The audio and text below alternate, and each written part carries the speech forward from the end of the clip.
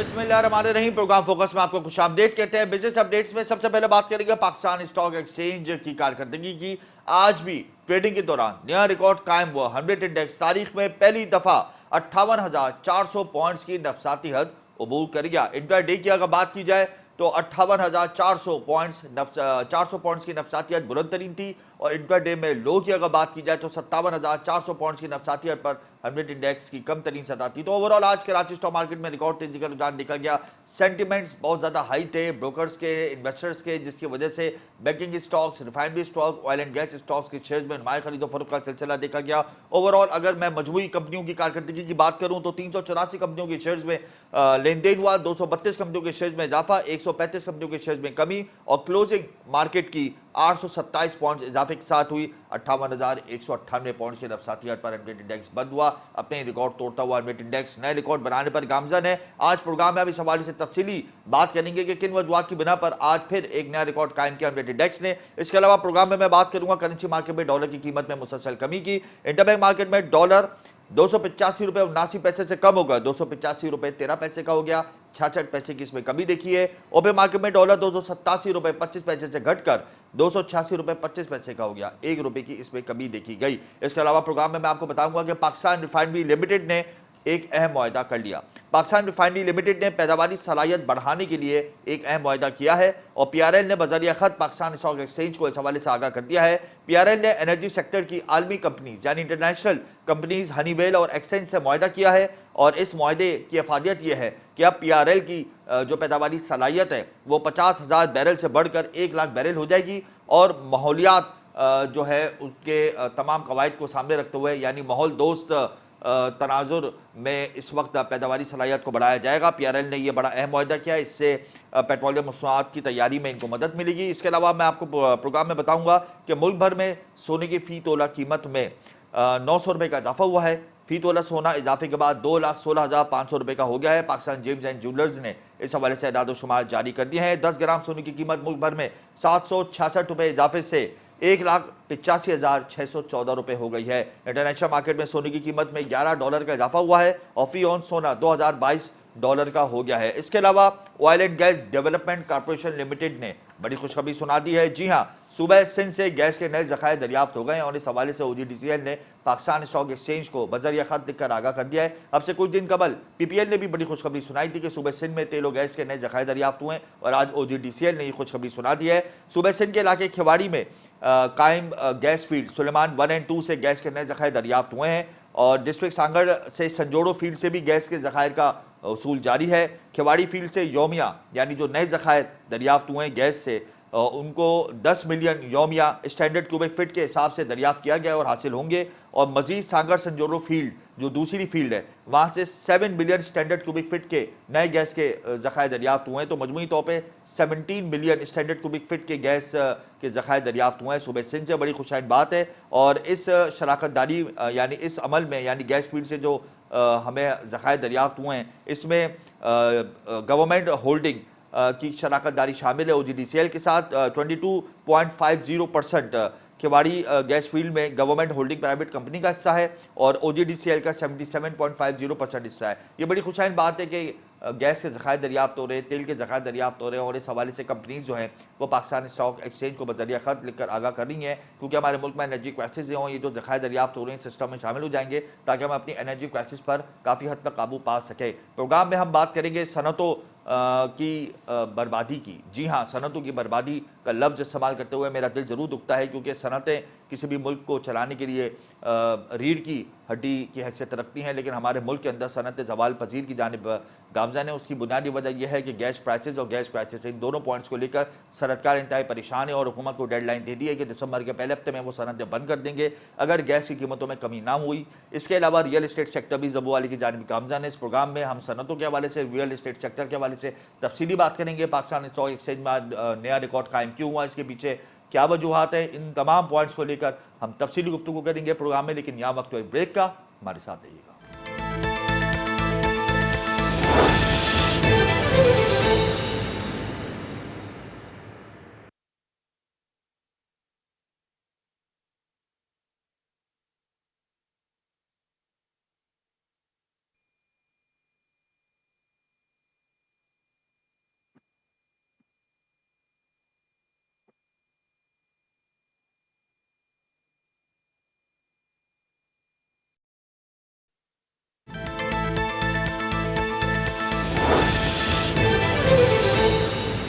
Welcome back. Pakistan stock exchange में hundred index ने आज फिर तारीख रकम की है, एक नया संग मील अबूर कर लिया और 58,400 पॉइंट की नफसातियत पर ट्रेड होकर एक नया रिकॉर्ड कायम कर दिया। इसी हवाले से प्रोग्राम में इस वक्त हमें ज्वाइन कर चुके हैं एहसन मेहनती स्टॉक एक्सपर्ट हैं आरिफ हबीब ग्रुप लिमिटेड से।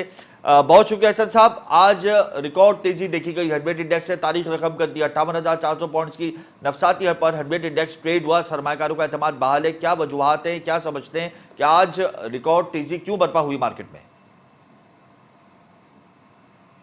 देखिए, आई थिंक कि जो पाकिस्तान की जो मार्केट्स हैं उनका ट्रेंड पॉजिटिव है गुज़िश्ता काफ़ी हफ्तों से, और उसकी वजह ये है कि जो इकोनॉमिक इंडिकेटर्स हैं वो काफ़ी मुस्बत आ रहे हैं, जिसमें हमने देखा रेमिटेंसेस इनिशियली 10% उसमें इजाफा हुआ, जी 2.4 बिलियन डॉलर ज़्यादा की आ गई अक्टूबर के माह के अंदर। फिर हमने अक्टूबर के माह का जो करंट अकाउंट जो डेफिसिट था जी। वो 74 मिलियन डॉलर्स हुआ और उसमें 91% जो है वो इजाफा देखा गया। तो मैं ये समझता हूँ कि आगे इंटरेस्ट रेट्स भी जो है वो कम होते हुए नजर आ रहे हैं, क्योंकि बॉन्ड यील्ड्स के अंदर जो लॉन्ग टर्म होती है उसमें तकरीबन 4% तक कमी आई। तो ट्रेजरी बॉन्ड यील्ड्स गिर रही हैं, तो ओवरऑल जो है सेंटिमेंट पॉजिटिव है कि इंटरेस्ट रेट्स गिर जाएंगे वक्त के साथ आके, और फिर इन्वेस्टर्स जो हैं काफ़ी मुस्बत जो है इकोनॉमिक इंडिकेटर्स देख रहे हैं पाकिस्तान।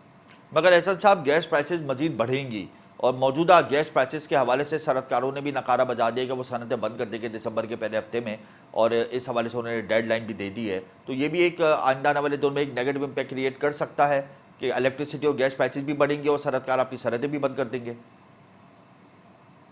देखिए, चैलेंजेस बहुत सारे हैं इस वक्त। जो इंडस्ट्री के चैलेंजेस हैं उसके अंदर आप देखें कि हमारी जो एक्सपोर्ट्स हैं उसको हमें कॉम्पिटिटिव बनाना है, और उसके लिए गैस प्राइसेस का कम होना इंपॉर्टेंट है। बट IMF प्रोग्राम में है, ब्लेंडर्स जो हैं उनकी रिक्वायरमेंट है कि आप ये सर्कुलर डेट को कम करें, और सर्कुलर डेट जो है 4 ट्रिलियन से ज़्यादा हो गया है, और जी। आई थिंक कि उसको कम करने की पॉलिसी जैसी आ रही है, गैस प्राइस बढ़ाई जा रही है। आई थिंक कि इसका इम्पैक्ट एक्सपोर्ट्स पे भी पड़ेगा, और मैं ये समझता हूँ कि और भी बहुत सारे गवर्नमेंट के डिसीजंस होंगे जिसका इम्पैक्ट पड़ सकता है। ज़ाहिर है जिसके अंदर टैक्स रेट्स का बढ़ना, सुपर टैक्स रेट या फिर one of tax, default tax, ये सारे ऐसे टैक्सेस हैं जिससे जो है वो जो है उस पर इम्पैक्ट पड़ सकता है।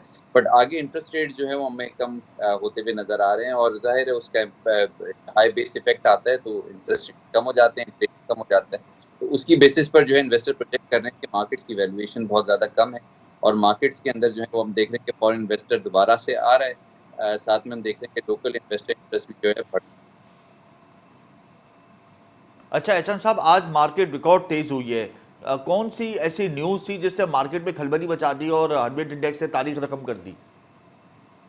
देखिए, आई थिंक कि जो पर्सपेक्टिव है वो इस वक्त मार्केट का, ग्लोबल ऑयल प्राइसेस जो है उसके अंदर दोबारा इजाफा हो रहा है। तो ऑयल प्राइसेस जो चूंकि बढ़ रही थी, फिर हमने कुछ अच्छी खबरें भी जो है वो सुनी, रिजल्ट ओरिएंटेड देखी। कुछ हद तक जो है वो हम देख रहे हैं कि ऑयल एंड गैस सेक्टर के अंदर काफ़ी सक्सेसफुल जो है हम देख रहे हैं कि वो प्लान्स बन रहे हैं, और फिर साथ में हम ये भी देख रहे हैं कि आगे इंटरेस्ट रेट कम होने। तो इकोनॉमिक डेटा जिस तरह मैंने बताया, करंट अकाउंट डेफिसिट कल 74 मिलियन डॉलर जो है वो उसके डेफिसिट का डेटा आया है। जी। तो आई थिंक कि बहुत सारी अच्छी मुस्बत जो है डायरेक्शन, ओवरऑल इकोनॉमिक इंडिकेटर्स नज़र आ रहे हैं, जिससे मार्केट की तरफ डायरेक्शन जो है इस वक्त पॉजिटिव। अच्छा एहसन साहब, आज जो वॉल्यूम है वो 586 बिलियन कर रहा, तो आप ये मार्केट आर्टिफिशियल है या जेन्युइन इंडिकेटर्स पर परफॉर्म कर रही है?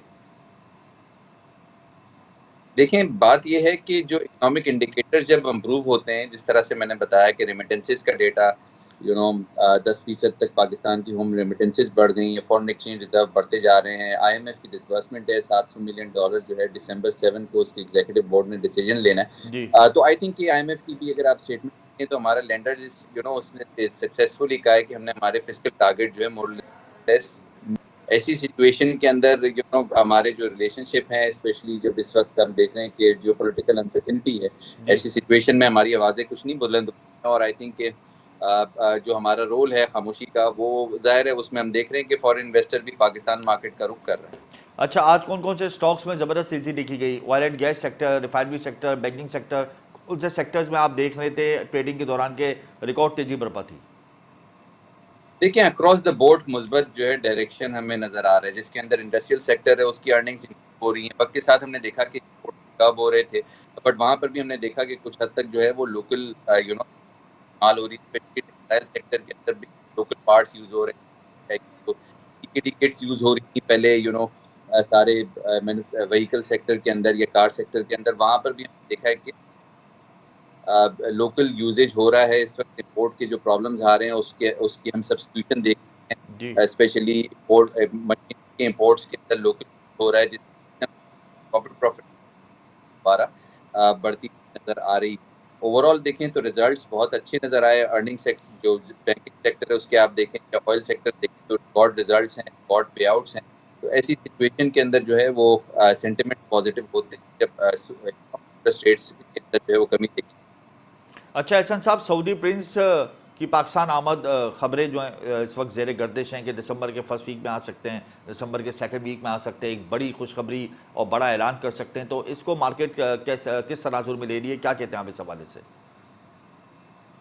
देखिए, आई थिंक एसआईएफसी एक सिल्वर लाइनिंग है। तकरीबन $75 बिलियन तक जो है कमिट की मद में ये डॉलर पर जो है वो सऊदी अरेबिया, यूएई, कतर से करते आ रहे हैं। आगे जो है ये सिल्वर लाइनिंग इस तरह से भी है कि हमारे जो दीगर बायलैटरल पार्टनर हैं, उनकी तरफ से भी जो है वो कंट्रीब्यूशन आ सकता है, जिसमें चाइना, कुवैत और बहरीन और जितने भी हमारे ऐसे पार्टनर्स हैं जहाँ पर हम सपोर्ट कर रहे हैं उनको जियोपॉलिटिकली, तो वो भी हमें जो है वो बहरहाल हमारे यहाँ करके जो है वो एनवायरनमेंट जो है क्रिएट कर सकते हैं। तो आई थिंक कि उसका एक प्लेटफॉर्म है, उसके टिप्स दिए जा रहे हैं। इसकी सक्सेस जो है होपफुली हम मुस्बत डायरेक्शन में लेके जाएगी।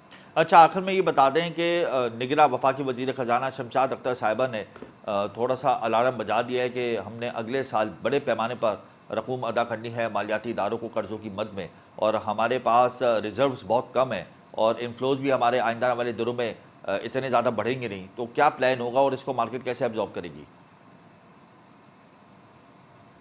देखिए, आई थिंक कि चैलेंजेस पाकिस्तान में 1947 ग्रोथ पाँच से सात के लिए हम बहुत सारे करते हैं, करंट अकाउंट डेफिसिट भी इनकर करते हैं और फिर उसके बाद हमारे लोन की जो मद होती है वो बढ़ जाती है। तो अनफॉर्चुनेटली हमारे लिए चैलेंजिंग रहेगी सिचुएशन, बट जाहिर है उनकी तरफ से और भी स्टेटमेंट फाइनेंस मिनिस्टर साहब की तरफ से कि जो एक्सपेक्ट करें कि नया प्रोग्राम डॉलर की, आई थिंक वो काफी ज्यादा सपोर्ट होगा। इसके अलावा जो ये प्रेजेंट अप्रूवल है, फर्स्ट रिव्यू हमारा कंप्लीट हुआ है, अगर आप देखें तो इसके साथ बैलेटरी तरफ से भी जो है वो हमें आने वाले वक्तों के अंदर क्रेडिट मिलेगा। और आई थिंक जी। इसके अलावा हमें सेक्सी का, सीपैक का तमाम जो प्रोजेक्ट्स चल रहे हैं उसके जो मुख्तलिफ जो है उस हिसाब से बिल्डअप। बहुत शुक्रिया एहसन साहब, आपने अपना कीमती वक्त हमें दिया, इसमें कोई दो राय नहीं कि अगर मुआशी हिकमत अमली मुरतब हो जाती और हमारे इन्फ्लोज बेहतर हो जाते तो साइंसदाना वाले दिनों में ना सिर्फ मुआशी शादी दुरुस्त रवा दवा होंगे बल्कि पाकिस्तान स्टॉक एक्सचेंज पर भी मुस्बत असरात मुरतब होंगे। लेकिन मसाइल अभी भी सामने खड़े हैं, उनसे निपटने के लिए हमें अपने दोस्तों से मदद हासिल करनी होगी, हमें एक बेहतर पॉलिसी बनानी होगी और हमें अपने एक्सपोर्ट के अहदाफ को हासिल करना होगा। तरसीलात ज़र पर भी हमें तवज्जो देनी होगी। ये तमाम अवामिल हैं जो हमें मजबूत करेंगे कि हम तमाम मसाइल से नबरत आजमा हो सके। बहरहाल आज स्टॉक मार्केट में नया रिकॉर्ड कायम हुआ 100 इंडेक्स से तारीख रकम की। अगले सेशन में हम बात करेंगे कि सनतकारों को किन मसाइल का सामना है, वो सनतें क्यों बंद करने जा रहे हैं और क्या हुकूमत से उनका कोई रब्ता हुआ है और आइंदा आने वाले दिनों में इंडस्ट्रियल पॉलिसी क्या होनी चाहिए मुल्क में। यहाँ वक्त एक ब्रेक का, आप हमारे साथ रहिएगा।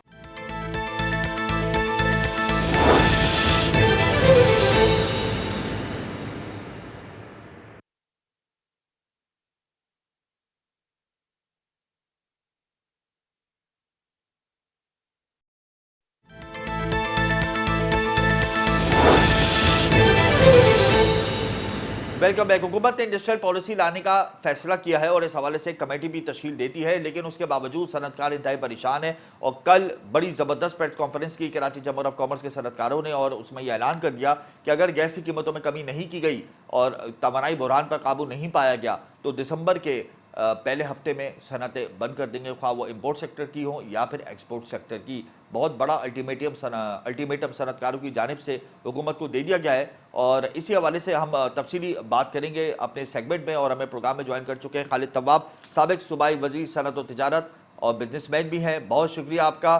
खालिद साहब, सनतकार इंतहाई परेशान है, इंडस्ट्रियल सेक्टर ज़बो आली की जानिब गामज़न है, लार्ज मैन्युफैक्चरिंग स्केल्स के नंबर भी माइनस में जा रहे हैं, गैस प्राइसेस सर पर है और आइंदा वाले दिनों में बिजली और गैस की कीमतों में मजीद इजाफा होगा। क्या कहते हैं आप इस हवाले से? बिस्मिल्लाहिर्रहमानिर्रहीम। आपने अभी अपने प्रोग्राम में जिक्र किया ये कराची चैम्बर, ये सिर्फ कराची चैम्बर नहीं था बल्कि जितने सनती हमारे वो जोन्स हैं जी। उन सब के लांदी, कोरंजी, नॉर्थ कराची, ये सारे जोन्स ने मिल करके ये प्रेस कॉन्फ्रेंस करी थी। और इसमें देखिए सनतें जो है ना वो हम क्या बंद करेंगे? जब हमारे पास गैस ही नहीं होगी, बिजली नहीं होगी, तो सनतें तो ऑटोमेटिकली बंद होंगी। आज हमारा उल्टे हाथ से, आज हमारा कॉस्ट ऑफ डूइंग बिजनेस जो है वो बढ़ता चला जा रहा है। गैस अवेलेबल नहीं है, खास तौर पे उन इंडस्ट्री जो बहुत ज़्यादा अफेक्टेड है, जो 24 घंटे चलती हैं, और उनको एक दफ़ा गैस जब बंद होती है तो उसको दोबारा स्टार्ट होने के लिए 4 से 6 घंटे उसमें लग जाते हैं। उसके बाद दोबारा बिजली जो है वो चली जाती है, खास तौर पे वो इंडस्ट्री जिसमें फर्नेस इस्तेमाल होती है। और तो ये चीज़ें जो हैं आज हमारी, हमने एक्सपोर्ट बढ़ानी है। मुल्क एक जिस तरह से हालात से गुजर रहा है, हमारे आर्मी चीफ ने बड़ा अच्छा वो किया कि जी हमारा फोकस है इकोनॉमी की तरफ, और वो SIT भी लेके चले कि जी हम इसको किस तरह इंफ्रास्ट्रक्चर डेवलप करें, किस तरह हम मुल्क में इन्वेस्टमेंट बढ़ाएं। लेकिन अगर आप इंफ्रास्ट्रक्चर ही नहीं देंगे, गैस ही नहीं देंगे, तो मुल्क में इन्वेस्टमेंट कैसे होगी? और एक बात मैं वाजे कर दूं, लोगों का ख्याल है कि फॉरेन इन्वेस्टमेंट आ जाएगी। अभी आपने लार्ज स्केल मैन्युफैक्चरिंग का जिक्र किया, ये पिछले 2 साल से या 3 साल से ऐसा चल रहा है कि लार्ज स्केल मैन्युफैक्चरिंग 50-70 साल में हमारे यहाँ कभी इतनी माइनस में नहीं गई, लेकिन इस वक्त कोई इन्वेस्टमेंट जो है मुल्क पे नहीं आ रही। जब तक मुल्क के अंदर आपका अपना इंडस्ट्रियलिस्ट, अपना सनतकार जो है वो इन्वेस्टमेंट नहीं करेगा, और हम ये तवक्को रखें कि बाहर से इन्वेस्टमेंट आ जाएगी, तो ये मुमकिन नहीं है। और जितनी अनसर्टेनिटी से हम बिजनेस कम्युनिटी गुजर रही है, इन चीज़ों को एड्रेस करना पड़ेगा। लेकिन खालिद साहब, सनतकारों ने अल्टीमेटम तो दे दिया, लेकिन हुकूमत के ऊपर IMF का भी दबाव है। एक जानिब अगर IMF को हम पलड़े में रखें और दूसरी तरफ हम सनतकारों को पलड़े में रखें, तो यकीनन पलड़ा IMF का ही भारी है। तो अब क्या होगा? IMF के प्लान में हम शामिल है, IMF की तो हमने बात माननी है, गैस की कीमतों में भी इजाफा करना हो, बिजली की कीमतों में भी इजाफा करना हो। हम जितने सनतकार हैं या इंडस्ट्रिस्ट हैं या कारोबारी लोग हैं, हम भी उस वक्त हुकूमत की मुश्किलात को, परेशानियों को समझते हैं, और ये चीज़ें हम सामने रखते हुए कर रहे हैं। आप बैठे सीधा, हम एतमाद में हमको लें और ये बताएं कहाँ पर हम इनका हल भी आपको देंगे। लेकिन आप एब्रप्टली खुद ही फैसले करते चले जाते हैं, उसको इम्प्लीमेंट करते हैं, तो वो चीज़ें जो हैं वो तकलीफदेह होती हैं। बाज़ जगह गैस मिलती है, बाज़ जगह गैस बिल्कुल नहीं मिलती है। गैस तो एक बहुत बड़ा प्रॉब्लम है, और इन द पास्ट मुख्तलिफ हुकूमतें, हमने इसको मिस यूज़ किया है, हमने इसको अपने ट्रांसपोर्ट के लिए इस्तेमाल किया, हमने डिफरेंट तरीके से किया।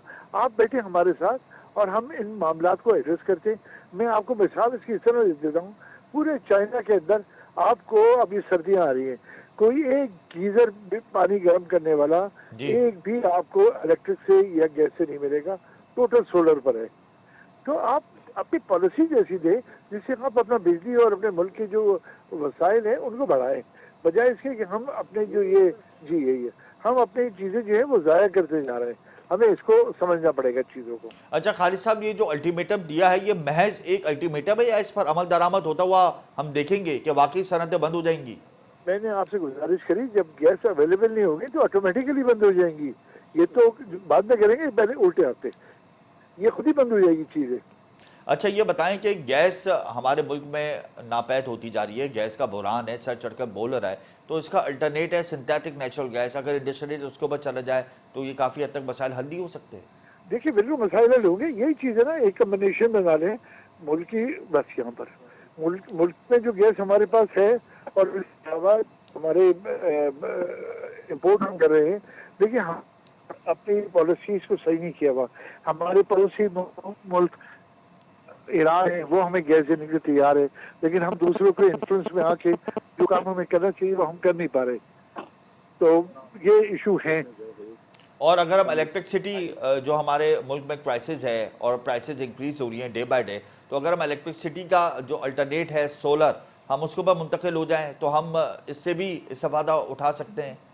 देखिए हमारी सबसे बड़ी बदकिस्मती है, हमारे लाइन लॉसेज हैं, हमारे यहाँ बिजली गैस दोनों में चोरी है, और जो लोग इसका बिल देते हैं उनको भुगतना पड़ता है। जो चोर चोरी कर रहा है उसका बिल भी हमें देना पड़ता है जो बिल भर रहा है।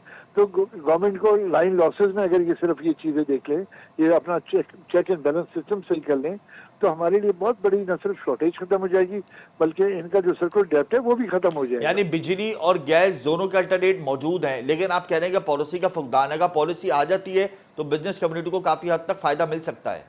सिर्फ पॉलिसी नहीं, इम्प्लीमेंटेशन, चोरी रोकें। तो इस हवाले से आप लोग हुकूमत से राब्ते में हैं क्या कि जब अल्टरनेट्स मौजूद हैं तो आप हुकूमत को कह सकते हैं कि वो कोई पॉलिसी तरतीब दे दे ताकि सनतों का पहिया तो कम से कम चले? देखिए, प्रॉब्लम ये है कि जो भी जमहूरी हुकूमत आती है उनकी अपनी प्रायोरिटीज होती हैं। मिसाल के तौर पे गैस में उनकी फर्स्ट प्रायोरिटी होती है कि आप रेजिडेंशियल जो हैं उनको गैस प्रोवाइड करें, जबकि उसूल ये होना चाहिए सनतें चलेंगी तो लोगों को एम्प्लॉयमेंट मिलेगी और चीज़ें बनेंगी, लेकिन गवर्नमेंट की ये फर्स्ट प्रायोरिटी ये रेजिडेंशियल, और हमारी जो इंडस्ट्री है वो तीसरे और चौथे नंबर पे आती है। तो हमें अपनी पॉलिसीज को, मैंने कहा ना, इसको सही करना पड़ेगा और एक दूरदर्श पॉलिसी बनानी पड़ेगी। हम तो बहुत दफ़ा बहुत सारी चीज़ हुकूमतों से मुतालबा करते रहे कि आप मिसाक मईशत साइन करें, मुल्क की मईशत का एक रोल बनाएं। मिसाक मईशत में सबसे बड़ी रुकावट क्या है? किसको आप मुर्दे इल्जाम ठहराते हैं? सारी पार्टीज एक पेज पे आने के लिए तैयार नहीं है, हर एक के अपने अपने एजेंडे हैं, वो आने नहीं चाहते। मिसाक जमहूरियत साइन हो सकता है, मिसाक मईशत साइन नहीं हो सकता। बड़ी अनफॉर्चुनेट है, बड़ी तकलीफ दे बात है ये। मुल्क अगर माशी तौर पर तरक्की करेगा तो सर्वाइव करेगा, और अब इस दुनिया में मुल्क वही तरक्की कर सकता है जो माशी तौर पर मजबूत हो। बहुत शुक्रिया खालिद साहब। यहाँ वक्त है ब्रेक का, आप हमारे साथ रहिएगा। ब्रेक के बाद हम इस टॉपिक को कंटिन्यू रखेंगे।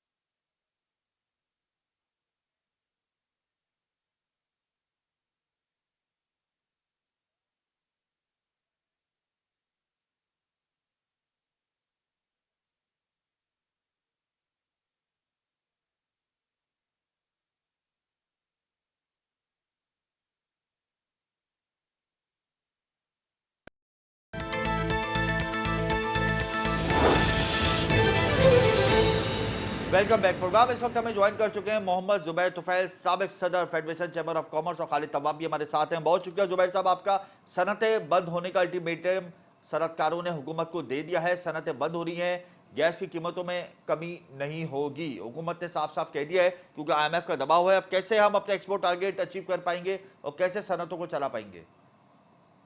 यार देखो मेरे भाई साहब, एक्सपोर्ट का टारगेट हासिल करना बहुत मुश्किल है। आपने गैस जो इतनी महंगी कर दी है जी और तमाम जो सूरत हाल है वो काफी चैलेंजिंग है। कोई ऐसा आसान काम नहीं है कि आप 150% गैस महंगी कर दें और उसके बाद आप कहें कि जी वो प्राइस भी जो है एक्सपोर्ट भी पूरी होगी। ऐसा होना बहुत मुश्किल है। लार्ज मैन्युफैक्चरिंग स्केल के नंबर्स मुस्तकिल डिक्लाइन की जानिब गामजन है और स्मॉल इंडस्ट्रीज इस वक्त तबाही के धाने पर पहुंच गई हैं। तो अगर स्मॉल इंडस्ट्रीज तबाही के दाने पर पहुंच गई हैं और आइंदा आने वाले दिनों में लार्ज मैन्युफैक्चरिंग स्केल भी तबाही के दाने पर पहुंच जाएगी, तो किस तरीके से पहिया चलेगा सनती हमारा? देखिए, लार्ज स्केल मैन्युफैक्चरिंग भी माइनस जा रही है। फिर आपका जो है एनर्जी की प्राइसेस बढ़ रही हैं। फिर उसके बाद और भी जो भी सूरत हाल है ना वो बहुत ही मायूस है। हुकूमत ने और सनती फिर पॉलिसी लाने का एक फैसला किया है जुबैर जी साहब। उबूरी हुकूमत ने सनती पॉलिसी लाने का एक अहम फैसला किया है और इस हवाले से कमेटी भी तश्कील दे दी है। तो जी हुकूमती पॉलिसी के तनाजुर में जो सनती पॉलिसी अब आने वाली है, तो इससे भी आप लोग मुतमईन नहीं है? इसको भी मुस्तरद कर दिया है क्या? देखिए, सनदी पॉलिसी आएगी तो देखेंगे क्या होता है। हुकूमत जो है वो वादे तो बहुत करती है, हुकूमतें वादे बहुत करती हैं, लेकिन उस वक्त देखा जाएगा कि क्या हुआ। गवर्नमेंट जो है डिलीवर नहीं करती, जबानी वादे करती है। अच्छा जुबैर साहब, गैस का अल्टरनेटिव हमारे पास मौजूद है। अल्टरनेट हमारे पास सिंथेटिक नेचुरल गैस है, फिर हमारे पास इलेक्ट्रिसिटी का अल्टरनेट सोलर एनर्जी है। तो हाँ हम जी। इन दोनों एनर्जीज का फायदा क्यों नहीं उठा पाते? देखिए, बात ये है कि अभी देखिए बिजली अपना सोलर की बात करें ना, सोलर के लिए बहुत बड़ी जगह चाहिए होती है। तो जिनके सोलर पास के जगह लिए मौजूद है वो तो मुंतकिल हो जाए ना सोलर पर। सॉरी।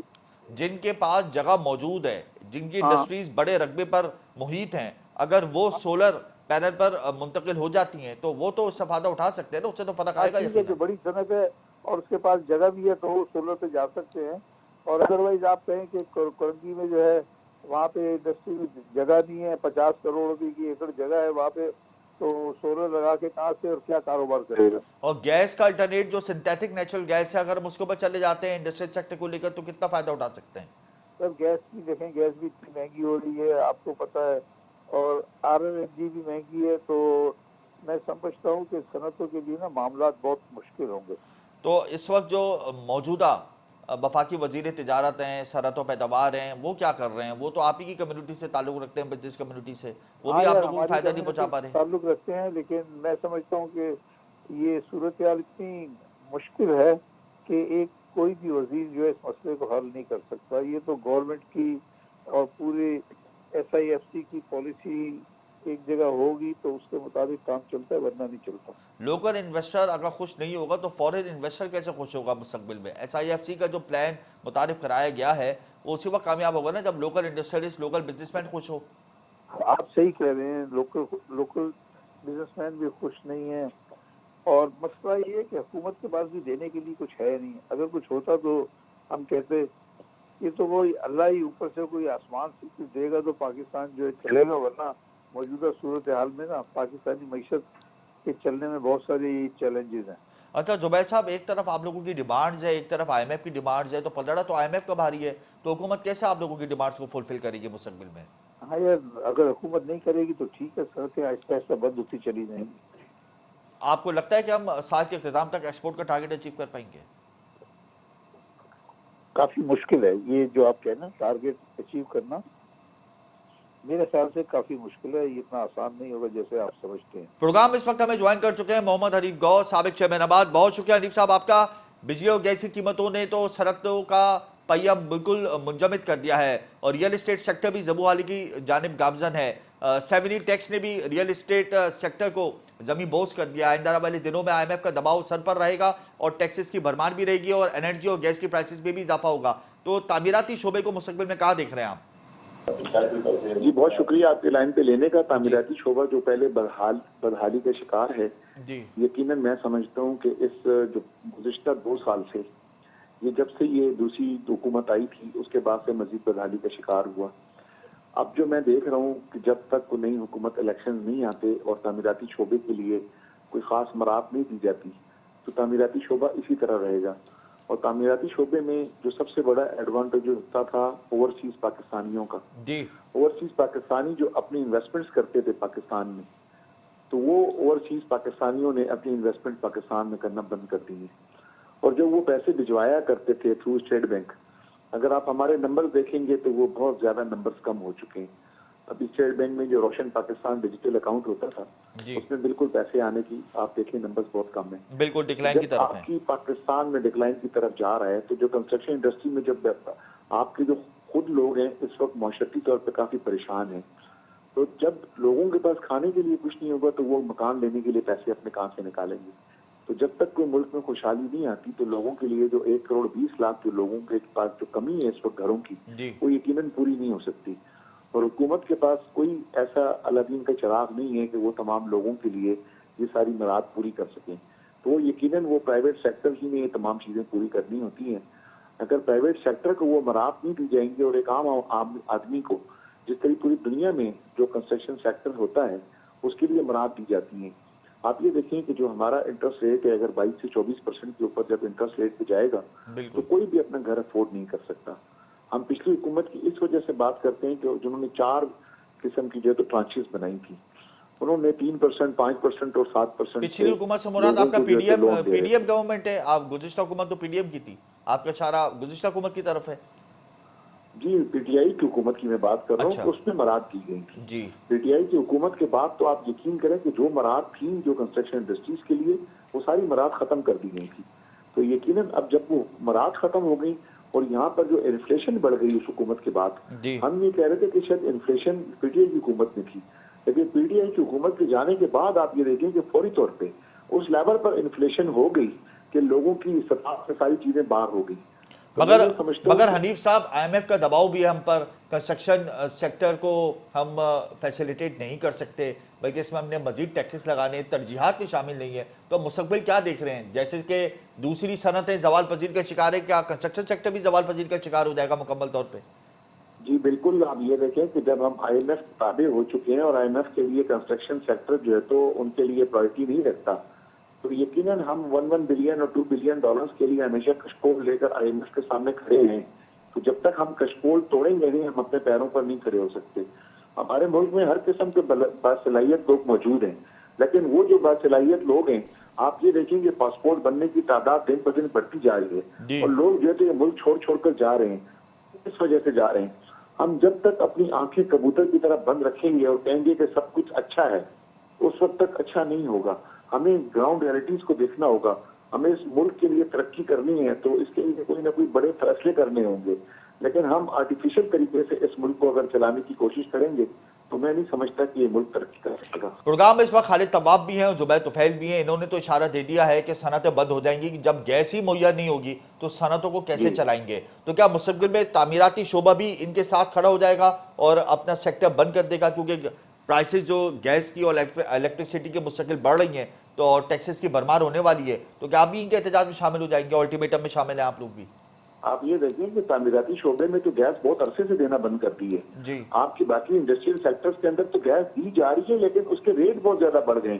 जो हमारे बराबर के जो मुल्क हैं, हमारे नेबरहुड्स के, हम उसके बराबर नहीं आ सकते। हम इंडिया का मुकाबला नहीं कर सकते, हम बांग्लादेश का मुकाबला नहीं कर सकते, हम चाइना का मुकाबला नहीं कर सकते। मतलब तो हम अपने कंस्ट्रक्शन export को सेक्टर कैसे मुकम्मल बढ़ाएंगे तौर पे जब बंद तक- हो जाएगा, आप ये कह रहे हैं? कंस्ट्रक्शन सेक्टर भी यकीनन देखें कि बाकी इंडस्ट्रियां जब बंद होंगी जी। तो आपका जो कंस्ट्रक्शन इंडस्ट्री है वो तो वैसे आप बकौल आपके आईएमएफ ने कहा हमारी प्रायोरिटी नहीं है। बिल्कुल। तो जब प्रायोरिटी नहीं होगी तो आप आफ्टर एग्रीकल्चर तो दूसरी सेकंड लार्जेस्ट इंडस्ट्री है कंस्ट्रक्शन इंडस्ट्री, जो अनस्किल्ड लोगों को जॉब प्रोवाइड करती है। वैल्यू एडेड तो आप ये सेक्टर है। देखें कि दिन ब दिन जब लोग बेरोजगार होते जाएंगे, जी जब लोग बेरोजगार हो जाएंगे तो आपके तो यहाँ पर लॉ एंड ऑर्डर के मसाइल पैदा होना शुरू हो जाएंगे, जो कि इस वक्त ही है।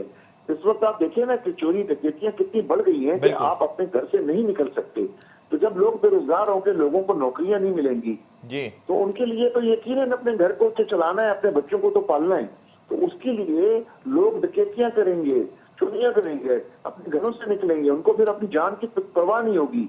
यही सारे काम हुकूमत के होते हैं कि वो किस किस्म की पॉलिसियां बनाएं ताकि लोग जो है तो इस किस्म की बदअमनी वाले मामलात में शामिल ना हो।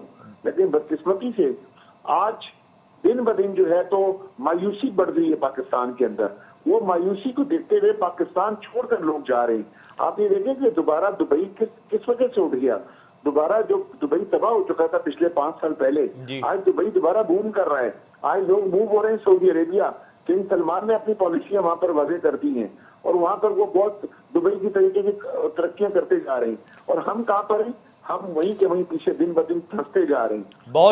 बहुत शुक्रिया हनीफ गौर साहब आपका, खालिद तवाब साहब आपका, जुबैर तुफैल साहब आपका। आप तीनों हजरात ने अपना कीमती वक्त हमें दिया, इसमें कोई दो राय नहीं कि मैं अपने लिए एक मजबूत हिकमत अमली बनानी होगी। IMF से छुटकारा हासिल करने के लिए हमने SIFC और CPEC पर तवज्जो मरकूज कर दी है। यकीनन हमारे मुल्क का मुस्तकबिल रोशन है, लाजमी है। उसकी बुनियादी वजह यह है कि अब हम जाग गए हैं। जाहिर सी बात है इस वक्त IMF के प्लान में है, शदीद मुश्किलात और मसाइल का शिकार ज़रूर हैं, लेकिन SIFC पर अगर हम बैरूनी सरमाकारी का जो तसलसल है वो बहाल कर देते हैं और CPEC को मंतक़ी अंजाम तक पहुँचा देते हैं तो यकीनन हम अपने लिए एक लाइन ड्रॉ कर सकेंगे और IMF के बगैर हम चलना सीखेंगे। हमारे मुल्क में बहुत पोटेंशियल है। हमारी जो जोग्राफिकल लोकेशन है वो बहुत ज़्यादा इंप्रेसिव और मीनिंगफुल है। तकरीबन 6 अरब लोगों से हम कनेक्टेड है। अपनी रीजनल ट्रेड, अपने बार्टर ट्रेड सिस्टम को अगर हम बढ़ा देते हैं तो आइंदा आने वाले दिनों में हम अपने मौशी अशारियत दुरुस्त सिम की जानिब रवा दवा कर सकते हैं। यकीनन हमारे मुल्क में पोटेंशियल है, सिर्फ पॉलिसी का फुकदान है और पॉलिसी बनाने के लिए इस वक्त एजेंसीज, इस्टेब्लिशमेंट और हुकूमत एक पेज पर आ गई है और यकीनन हम IMF के बगैर अपनी लाइन ब्लॉक करेंगे, अपने फ्यूचर को बेहतर करेंगे। SIFC और CPEC हमारी 2 लाइफ लाइन्स हैं। यहाँ प्रोग्राम का वक्त ख़त्म होता है। मुझे और मेरी टीम को इजाज़त दीजिए। कल तक के लिए अल्लाह हाफ़िज़।